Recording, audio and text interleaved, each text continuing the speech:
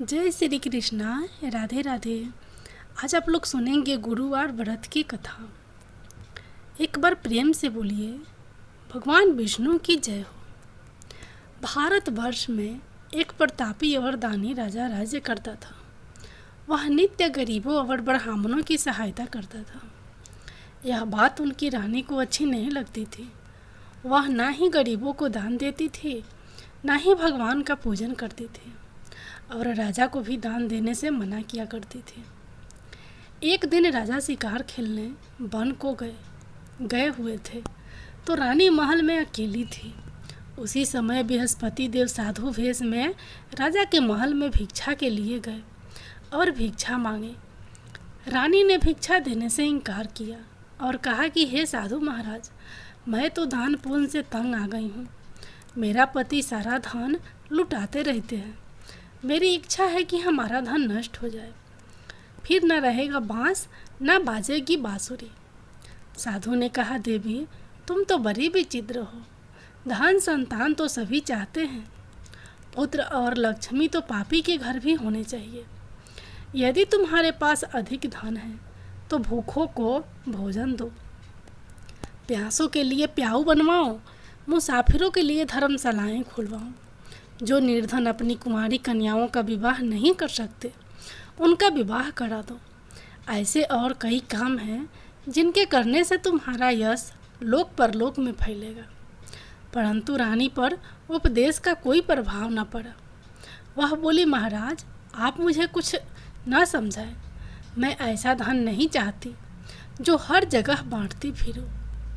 साधु ने उत्तर दिया, यदि तुम्हारी ऐसी इच्छा है तो जैसा मैं तुम्हें बताऊंगा तुम 7 बृहस्पतिवार वैसा ही करना।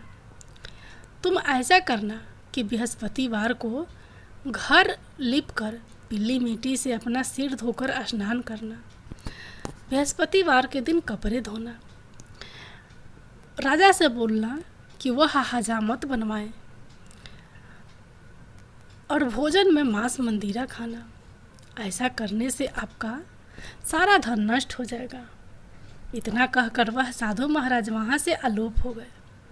साधु के अनुसार कई बातों को पूरा करते हुए रानी को केवल 3 बृहस्पतिवार ही बीते थे कि उसकी समस्त धन संपत्ति नष्ट हो गई। भोजन के लिए राजा का परिवार तरसने लगा। तब एक दिन राजा ने रानी से बोला कि हे रानी, तुम यहीं रहो, मैं दूसरे देश के जाता हूँ, क्योंकि यहाँ पर सभी लोग मुझे जानते हैं, इसलिए मैं कोई छोटा कार्य नहीं कर सकता। ऐसा कहकर राजा परदेश चला गया। वहाँ वह जंगल से लकड़ी काटकर लाता और शहर में बेचता। इस तरह वह अपना जीवन व्यतीत करने लगा।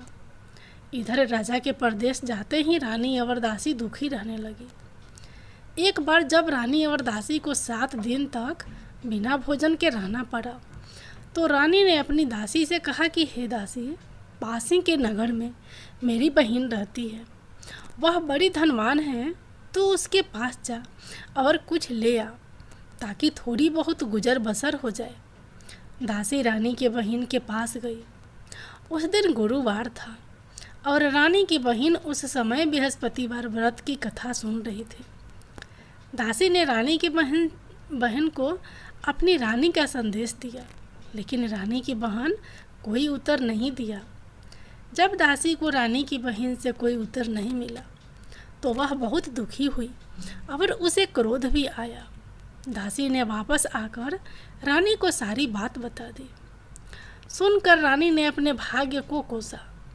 उधर रानी की बहन ने सोचा कि मेरी बहन की दासी आई थी, परंतु मैं उससे नहीं बोली, इससे वह बहुत दुखी हुई होगी। कथा सुनकर और पूजा समाप्त करके वह अपनी बहन के घर आई और कहने लगी हे बहन, मैं बृहस्पतिवार का व्रत कर रही थी। तुम्हारी दासी मेरे घर आई थी, परंतु जब तक कथा होती है तब तक ना तो उठते हैं और ना ही बोलते हैं, इसलिए मैं नहीं बोली। कहो दासी क्यों गई थी? रानी बोली, बहन तुमसे क्या छिपाऊं, हमारे घर में खाने तक को अनाज नहीं था। ऐसा कहते कहते रानी की आंखें भर आई।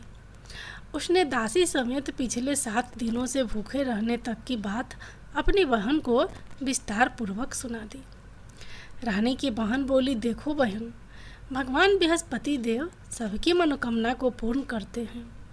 देखो, शायद तुम्हारे घर में अनाज रखा हो। पहले तो रानी को विश्वास नहीं हुआ, पर बहन के आग्रह करने पर उसने अपनी दासी को अंदर भेजा तो उसे सचमुच अनाज से भरा एक घड़ा मिल गया। यह देखकर दासी को बड़ी हैरानी हुई। दासी रानी से कहने लगी कि हे रानी, जब हमको भोजन नहीं मिलता तो हम व्रत ही तो करते हैं, इसलिए क्यों ना इनसे व्रत और कथा की विधि पूछ ली जाए ताकि हम भी व्रत कर सकें। तब रानी ने अपने बहन से बृहस्पतिवार व्रत के बारे में पूछा। उसकी बहन ने बताया, बृहस्पतिवार के व्रत में चने की दाल और मुनाका से विष्णु भगवान का केले की जड़ में पूजन करें तथा दीपक जलाएं, व्रत कथा सुने और पीला भोजन ही करें। इससे बृहस्पति देव प्रसन्न होते हैं। व्रत और पूजन विधि बताकर रानी की बहन अपने घर को लौट गई। 7 दिन के बाद जब गुरुवार आया तो रानी और दासी ने व्रत रखा। घुड़साल में जाकर चना और गुड़ ले आई, फिर उससे केले की जड़ तथा विष्णु भगवान का पूजन किया। अब पीला भोजन कहाँ से आए, इस बात को लेकर दोनों बहुत दुखी थे, चूँकि उन्होंने व्रत रखा था। इसलिए बृहस्पति देव उनसे प्रसन्न थे। इसलिए वे एक साधारण व्यक्ति का रूप धारण कर 2 थालों में सुंदर पीला भोजन दासी को दे गए। भोजन पाकर दासी प्रसन्न हुई और फिर रानी के साथ मिलकर भोजन ग्रहण किया। उसके बाद वे सभी गुरुवार को व्रत और पूजन करने लगी।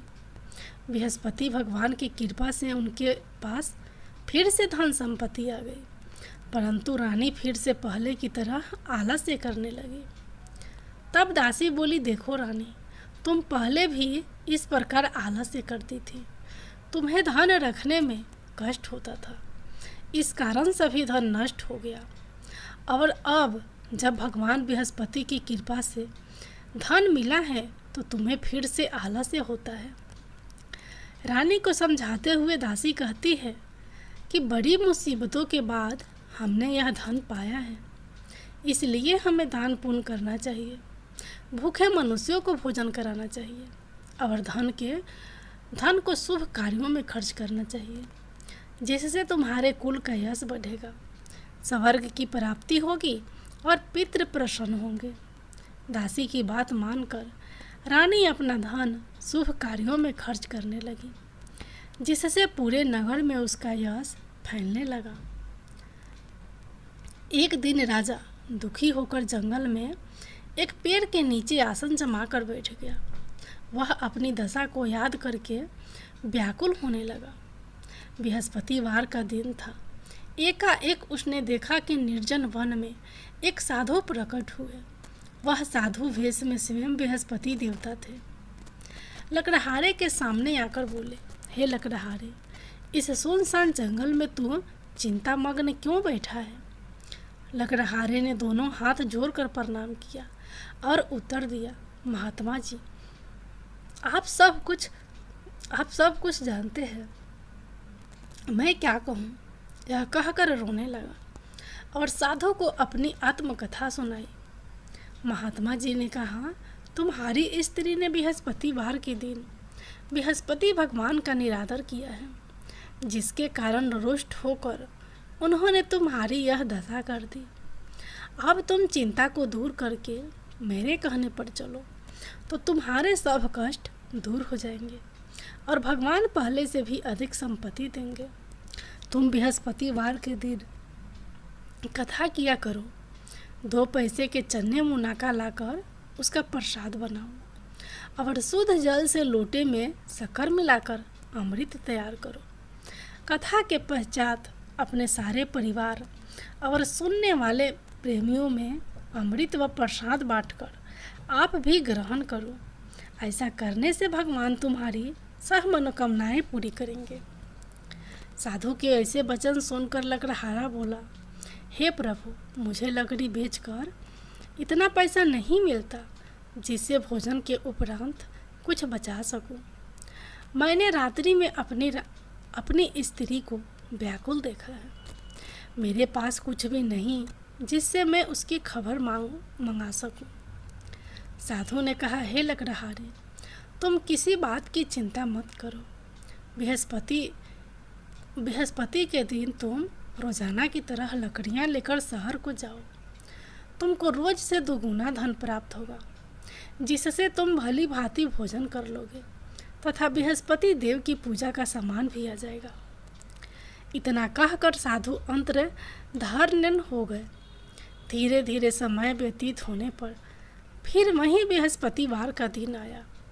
लकड़हारा जंगल से लकड़ी काटकर किसी शहर में बेचने गया।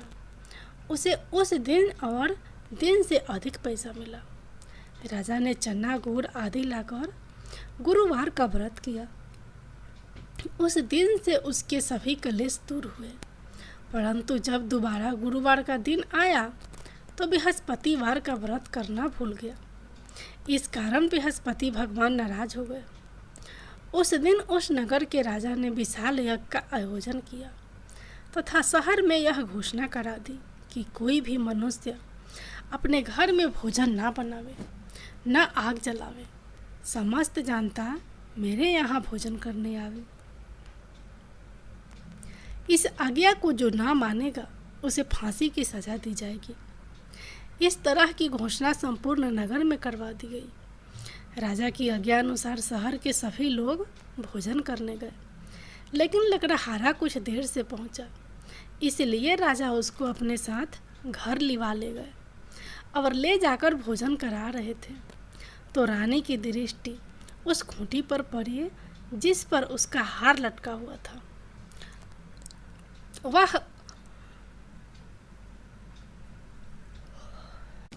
वहां पर दिखाई नहीं दिया।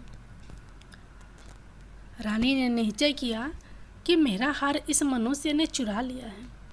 उसी समय सिपाहियों को बुलाकर उसको कारागार में डलवा दिया।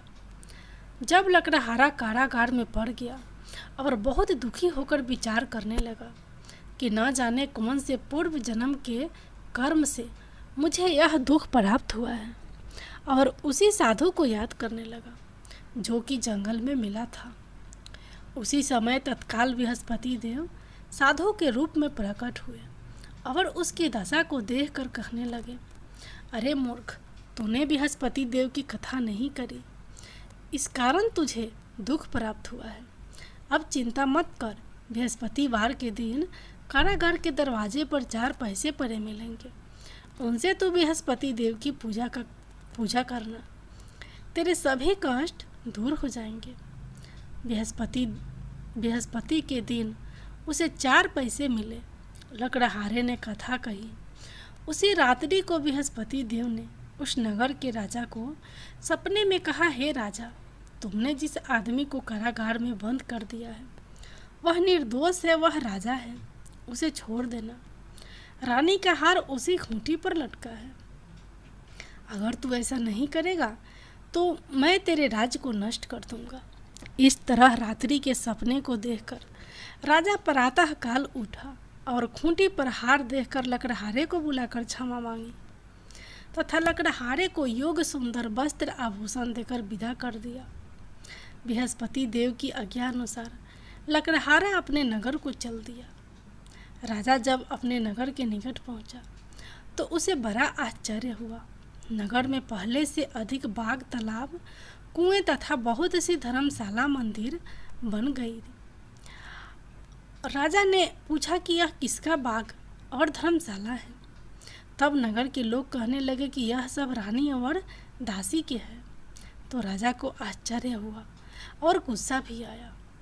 जब रानी ने यह खबर सुनी कि राजा आ रहे हैं तो उन्होंने दासी से कहा कि हे दासी, देख, राजा हमको कितनी बुरी हालत में छोड़ गए थे।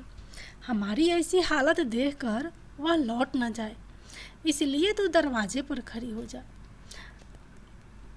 रानी की आज्ञा अनुसार दासी दरवाजे पर खड़ी हो गई। राजा आए तो उन्हें अपने साथ लिवा लाई। तब राजा ने क्रोध करके अपनी रानी से पूछा कि यह धन तुम्हें कैसे प्राप्त हुआ है। तब उन्होंने कहा, हमें यह धन बृहस्पति देव के इस व्रत के प्रभाव से प्राप्त हुआ है।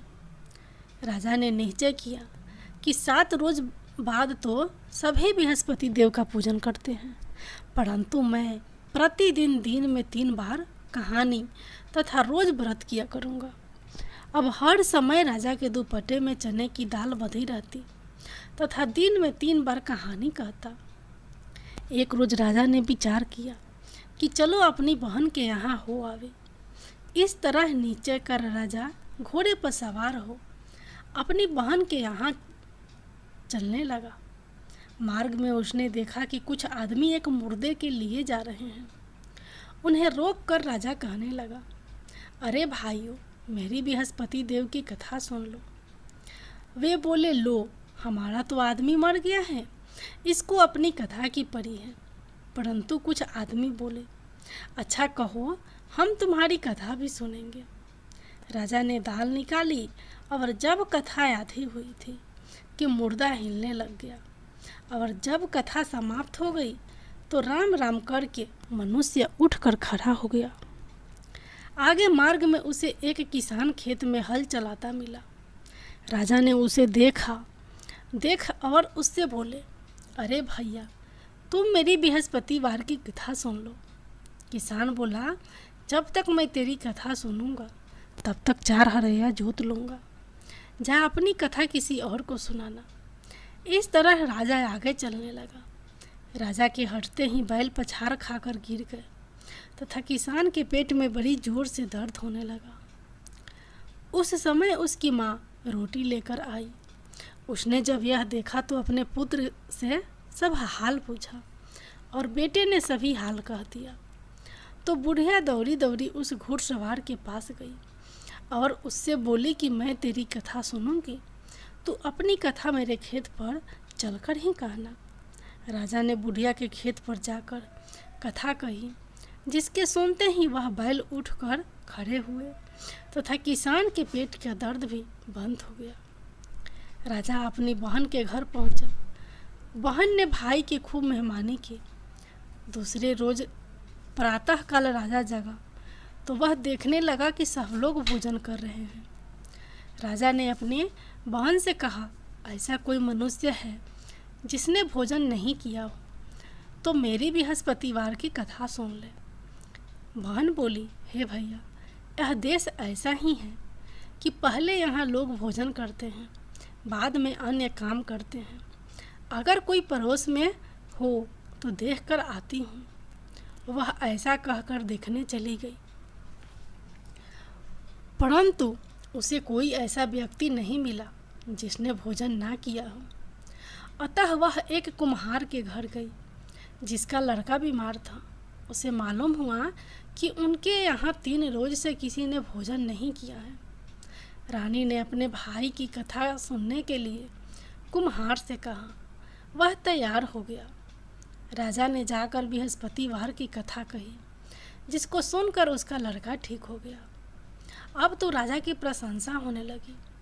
एक रोज राजा ने अपनी बहन से कहा कि हे बहन, हम अपने घर को जाएंगे, तुम भी तैयार हो जाओ। राजा की बहन ने अपनी सास ने कहा चली जा, परंतु अपने लड़कों को मत ले जाना, क्योंकि तेरे भाई के कोई औलाद नहीं है। बहन ने अपने भैया से कहा, हे भैया, मैं तो चलूँगी पर कोई बालक नहीं जाएगा। राजा बोला, जब कोई बालक नहीं चलेगा तब तुम ही क्या करोगी जाकर। बड़े दुखी मन से राजा अपने नगर को लौट आया। राजा ने अपनी रानी से कहा, हम निसंतान हैं, हमारा मुंह देखने का धर्म नहीं है और कुछ भोजन नहीं किया। रानी बोली, हे प्रभु, बृहस्पति देव ने हमें सब कुछ दिया है, वह हमें औलाद अवश्य देंगे। उसी रात को बृहस्पति देव ने राजा के सपने में आकर कहा, हे राजा, उठ, सभी सोच त्याग दे, तेरी रानी गर्भ से है। राजा की यह बात सुनकर बड़ी खुशी हुई। 9वें महीने में उसके गर्भ से एक सुंदर पुत्र पैदा हुआ। तब राजा बोला, हे रानी, स्त्री बिना भोजन के रह सकती है, पर बिना कहे नहीं रह सकती। जब मेरी बहन आवे तुम उससे कुछ कहना मत। रानी ने सुनकर हाँ कर दिया। जब राजा की बहन ने यह शुभ समाचार सुना तो वह बहुत खुश हुई तथा बधाई लेकर अपने भाई के यहाँ आई। तभी रानी ने कहा, घोड़ा चढ़कर तो नहीं आई, गधा चढ़ी आई। राजा की बहन बोली, भाभी मैं इस प्रकार ना कहती तो तुम्हें औलाद कैसे मिलती। बृहस्पति देव ऐसे ही हैं, जैसे जिसके मन में कामनाएं हैं सभी को पूर्ण करते हैं। जो सद्भावना पूर्वक बृहस्पतिवार का व्रत करता है एवं कथा पढ़ता है अथवा सुनता है, दूसरों को सुनाता है, बृहस्पति देव उसकी सभी मनोकामना पूर्ण करते हैं। भगवान बृहस्पति देव उसकी सदैव रक्षा करते हैं। संसार में जो मनुष्य सद्भावना से भगवान जी का पूजन व्रत सच्चे हृदय से करते हैं तो उनकी सभी मनोकामनाएं पूर्ण करते हैं। जैसी सच्ची भावना से रानी और राजा ने उनकी कथा का गुणगान किया था, उनकी सभी इच्छाएं बृहस्पति देव जी ने पूर्ण की थी। इसलिए पूर्ण कथा सुनने के बाद प्रसाद लेकर जाना चाहिए। हृदय से उनका मनन करते हुए जयकारा बोलना चाहिए। बोलो बृहस्पति देव की जय हो, भगवान विष्णु की जय हो। अब सुनिए गुरुवार व्रत की अगली कथा।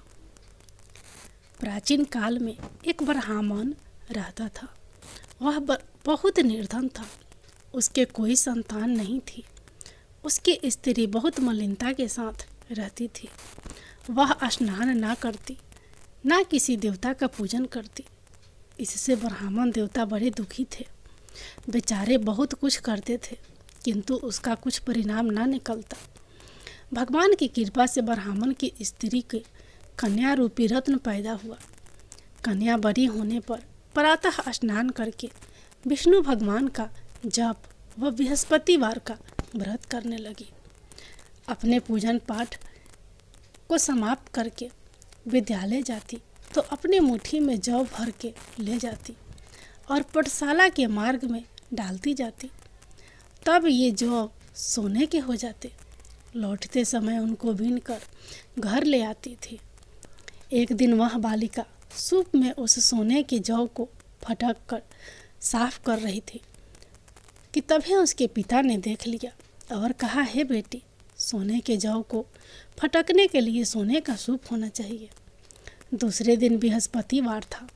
इस कन्या ने व्रत रखा और बृहस्पति देव से प्रार्थना करके कहा, मैंने आपकी पूजा सच्चे मन से की है तो मेरे लिए सोने का सूप दे दो। बृहस्पति देव ने उसकी प्रार्थना स्वीकार कर ली। रोजाना की तरह वह कन्या जौ फैलाती हुई जाने लगी। जब लौट कर जौ बीन रही थी तो बृहस्पति देव की कृपा से सोने का सूप मिला। उसे वह घर ले आई और उसमें जौ साफ करने लगी, परंतु उसकी माँ का वही ढंग रहा।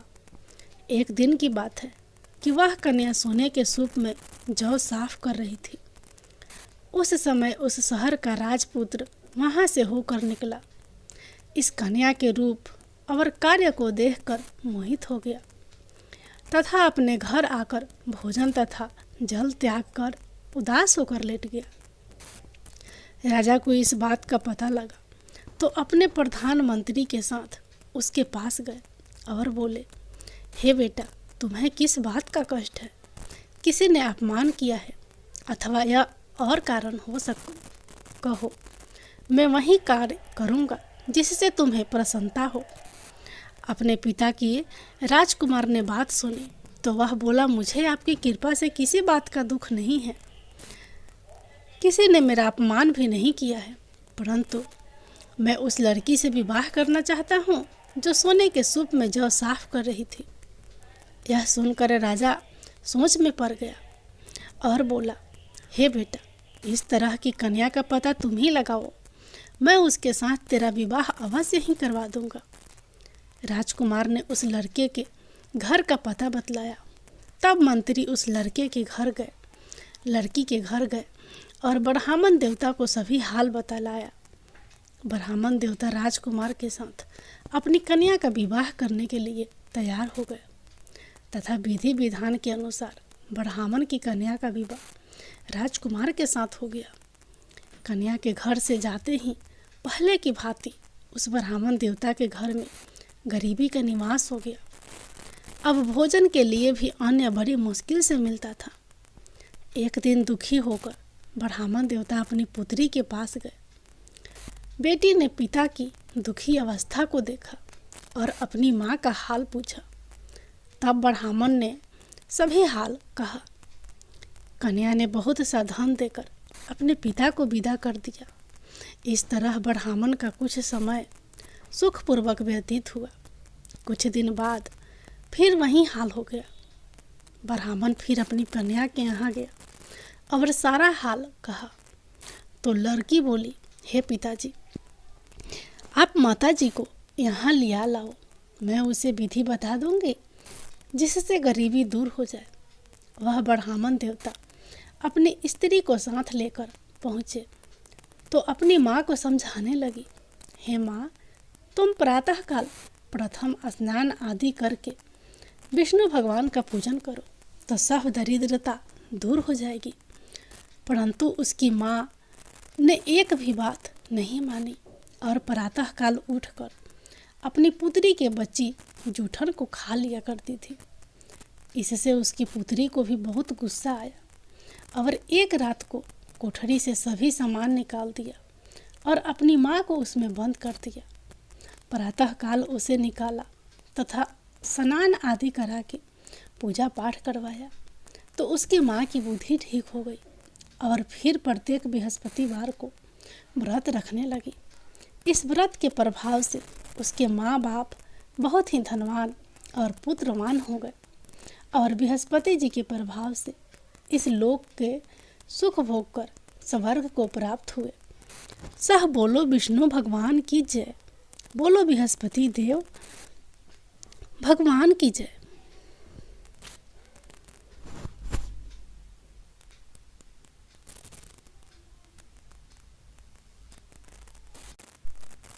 अब सुनिए बृहस्पति देव की आरती। जय बृहस्पति देवा, ओम जय बृहस्पति देवा, छिन छिन भोग लगाऊं, छिन छिन भोग लगाऊं, कदली फल मेवा। ओम जय बृहस्पति देवा, जय बृहस्पति देवा, तुम पूर्ण परमात्मा, तुम अंतर्यामी, जगत पिता जगदीश्वर, जगत पिता जगदीश्वर, तुम सबके स्वामी। ओम जय बृहस्पति देवा, जय बृहस्पति देवा, चरणामित्र निर्ज निर्मल सब पातक हरता, सकल मनोरथ दायक, सकल मनोरथ दायक, कृपा करो भरता। ओम जय बृहस्पति देवा, जय बृहस्पति देवा, तन मन धन अर्पण कर जो जन शरण परे, प्रभु प्रकट तब हो कर आकर द्वार खरे। ओम जय बृहस्पति देवा, जय बृहस्पति देवा, दीन दयाल दयानिधि भक्तन हितकारी, पाप दोष सब हरता भव बंधन हारी। ओम जय बृहस्पति देवा, जय बृहस्पति देवा, सकल मनोरथ दायक सब संशय हारो, विषय विकार मिटाओ संतन सुख हारी। ओम जय बृहस्पति देवा, जय बृहस्पति देवा, जो कोई आरती तेरी प्रेम सहित गावे, जेठानंद आनंद करे सो निश्चय पावे। ओम जय बृहस्पति देवा, जय बृहस्पति देवा। सब बोलो विष्णु भगवान की जय। बोलो बृहस्पति